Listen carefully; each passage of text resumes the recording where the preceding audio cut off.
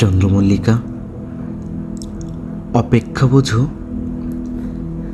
তীব্র অভিমানে মুখ ফিরিয়ে নিয়েও, বার্তা পাবে না জেনেও আকুলতা একটি বার্তার আশায় বসে থাকার নাম অপেক্ষা। ওই যে সন্ধ্যা নামলে যে পাখি নীড় হারায়, সে পাখি দিক বিদিক ছুটাছুটি করে ঘরে ফেরার তাড়া নিয়ে। ঘর খুঁজে পাবে না জেনেও সে উড়তে থাকে আকাশে। চন্দ্রমল্লিকা, অসহায়ত্ব বোঝো।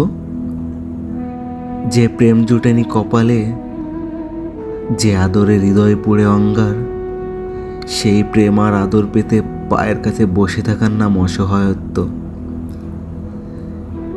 যে কুকুর খাবার পায় 3 বেলা, সেও তো অবহেলা নিতে পারে না।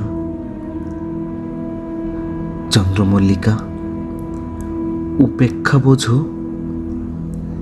যে জিনিসে মানুষের আগ্রহ কমে যায়, মানুষ আর ফিরেও তাকায় না কখনো,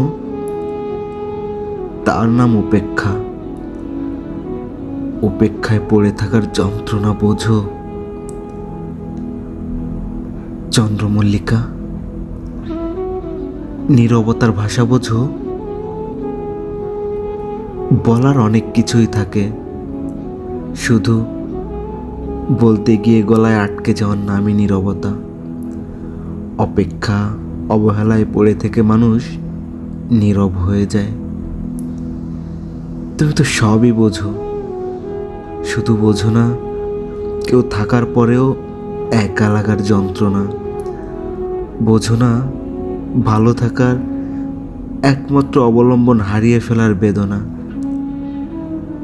মানুষ হয়ে জন্মেও কুকুরের মতো অবহেলা পাওয়ার অসহায়ত্ব।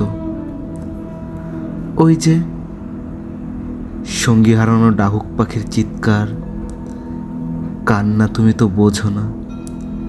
তুমি মৃত্যু দেখো, অন্য সবাইকে বোঝো, অন্যান্য সবাইকে দেখো, কিন্তু বলো আমি তোমার খুব কাছের। তাও শুধু আমায় দেখো না, শুধু আমায় বোঝো না।